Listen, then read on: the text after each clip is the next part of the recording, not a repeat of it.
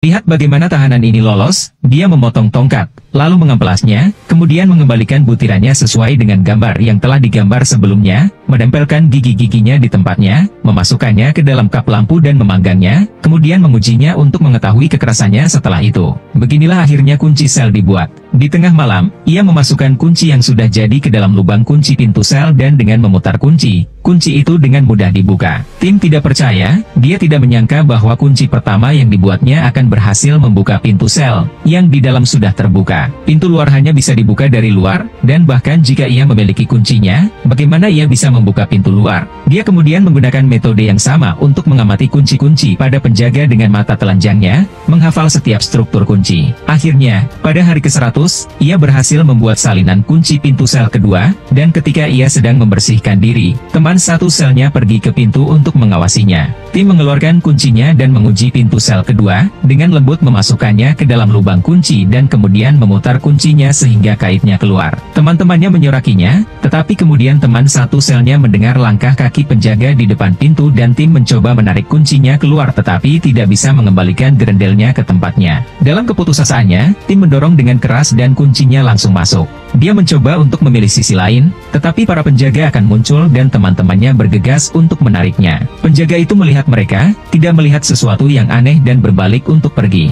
Setelah penjaga itu pergi, rekannya buru-buru melemparkan pisau dan tim bergegas untuk mengeluarkan separuh lainnya. Setelah membersihkan diri, para penjaga datang untuk mengunci pintu dan segera menyadari perbedaan pada kuncinya. Tim berbaring di tempat tidur terlalu gugup untuk bersuara, takut para penjaga akan masuk, tetapi para penjaga tidak peduli, mengira mereka telah membuka grendel ketika mereka membuka pintu. Setelah para penjaga pergi, tim akhirnya santai. Setelah itu mereka mulai memikirkan cara untuk membuka kunci pintu dengan kunci. Teman satu sel menyarankan untuk mengikatkan tali ke jendela yang berlawanan dan menarik kunci melalui lubang kunci. Metode ini ditolak mentah-mentah oleh tim, karena tidak mungkin memutar kunci dengan cara ini. Lee melihat ke arah kain pel dan langsung mendapatkan ide. Tetapi kain pelnya tidak cukup panjang, hanya sedikit saja. Ketika sedang bekerja, tim terinspirasi dengan melihat mesin pemutar dan kembali dan membuat spindel pada salah satu ujung pel. Larut malam, ia mulai menguji dengan satu tangan memegang cermin ke atas dan tangan lainnya memegang kunci pintu besi untuk berhasil memasukkan kunci dan mulai memutarnya. Setelah 2 putaran tes, pintu sel akhirnya dibuka. Pada titik ini ia melihat sniper di luar jendela melihat ke arah sini dan bergegas untuk memasang kembali kunci itu,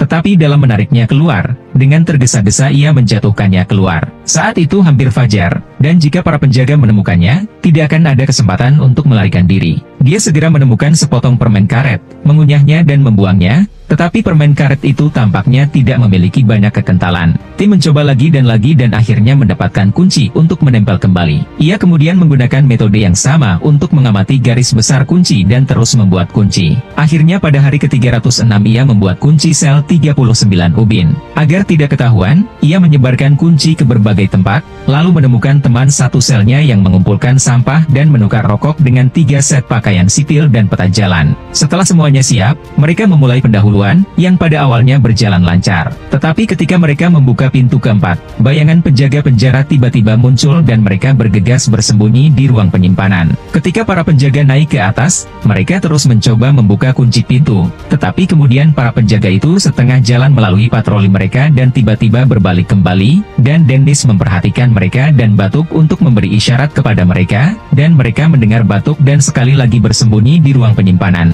Tetapi kemudian penjaga yang turun ke bawah melihat beberapa tetes air, noda keringat dari ketegangan yang baru saja mereka derita, dan sekarang beberapa dari mereka terlalu gugup untuk bernapas. Untungnya, para penjaga tidak peduli dan menyeka mereka dengan kaki mereka. Kembali ke sel mereka, mereka akhirnya bernapas lega. Keesokan harinya, ketika tim masih tidur, tiba-tiba pihak penjara melakukan pemeriksaan rutin dan sipir segera menemukan kotak sikat gigi yang sudah dikosongkan dari gigi bergerigi. Ia menanyai tim tentang apa itu. Tim memiliki ide cemerlang untuk menyisipkan foto yang tidak menimbulkan kecurigaan. Tak lama kemudian, saat pelepasan lainnya, tim melihat menara penjaga yang akan didirikan, dan dia segera menyadari bahwa begitu menara itu dibangun, pasti tidak ada kesempatan bagi mereka untuk melarikan diri. Kemudian dia diputuskan untuk memulai operasi malam ini. Malam ini adalah malam di mana beberapa orang akan keluar dari penjara. 400 hari di dalam penjara, mereka telah membuat 39 kunci sel, dan setelah tim menggunakan kunci-kunci itu untuk membebaskan kedua temannya, ia mulai membuka pintu sel luar. Sedikit yang mereka ketahui bahwa mereka baru saja membuka pintu sel ketiga ketika mereka mendengar langkah kaki seorang penjaga penjara.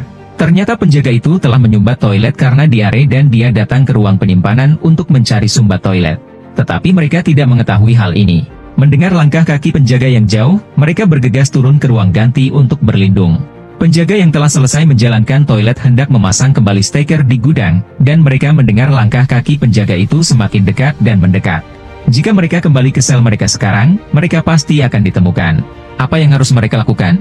Para penjaga telah tiba di tangga dan hendak membuka ruang ganti ketika Dennis, di lantai atas, melihat bahwa para penjaga tidak datang tepat waktu dan tahu bahwa ada sesuatu yang salah.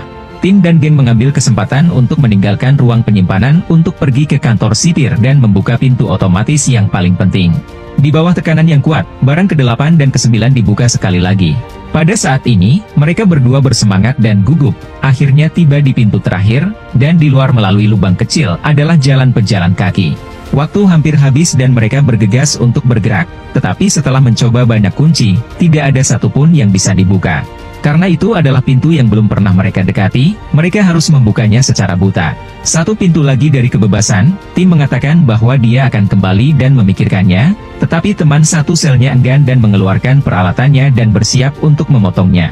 Tim bergegas keluar ke koridor di mana suara teman satu selnya yang sedang memahat gembok terdengar keras dan jelas di telinganya.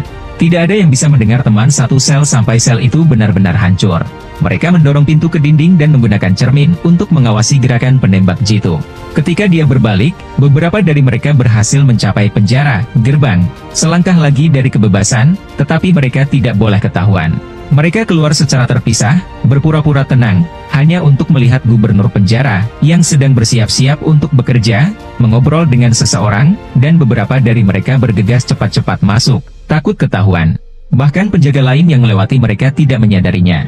Beberapa orang mungkin memandang para sipir tidak mungkin ada orang yang akan berhasil keluar dari penjara, jadi mereka semua lengah. Mereka berlari menaiki jembatan dan melalui terowongan ke sisi jalan yang jauh, menyerahkan uang $300 kepada pengemudi dan masuk ke dalam taksi. Setelah taksi itu melarikan diri, mereka akhirnya tidak bisa menekan kegembiraan di hati mereka. Mungkin sampai sekarang, mereka tidak percaya bahwa itu nyata. Memang benar bahwa mereka telah melarikan diri dari penjara yang sangat ketat itu. Di sisi lain, sipir penjara, yang baru saja pergi bekerja, akhirnya menyadari bahwa ketiga tahanan itu hilang dan dia bertindak sangat panik sehingga dia bergegas membunyikan alarm. Pada titik ini Dennis di penjara, bagaimanapun, sangat senang, mungkin pemandangan yang sudah lama ingin dilihatnya. Segera setelah itu, perburuan terbesar dalam sejarah Afrika Selatan terjadi, tetapi tim dan yang lainnya telah lama berhasil melarikan diri melintasi perbatasan ke London. Ini adalah kisah nyata. Prototipe tim bernama Tim Jenkin. Beberapa tahun kemudian, ia sekali lagi bergabung dengan koalisi melawan diskriminasi rasial dan terus mengadvokasi kesetaraan rasial, memainkan peran kunci dalam pembebasan ketidaksetaraan dan perbudakan. Meskipun ada banyak film pembobolan penjara, yang satu ini adalah film yang tidak hanya akan membuat saraf Anda gelisah, tetapi ketegangan protagonis pria saat dia membuka kunci satu demi satu akan membuat Anda menahan napas. Terutama ketika Anda mendengar bahwa dia adalah orang sungguhan, Anda akan semakin terkesan dengan kecerdasan sang pahlawan. Terima kasih telah mengikuti dan masih banyak lagi di edisi berikutnya.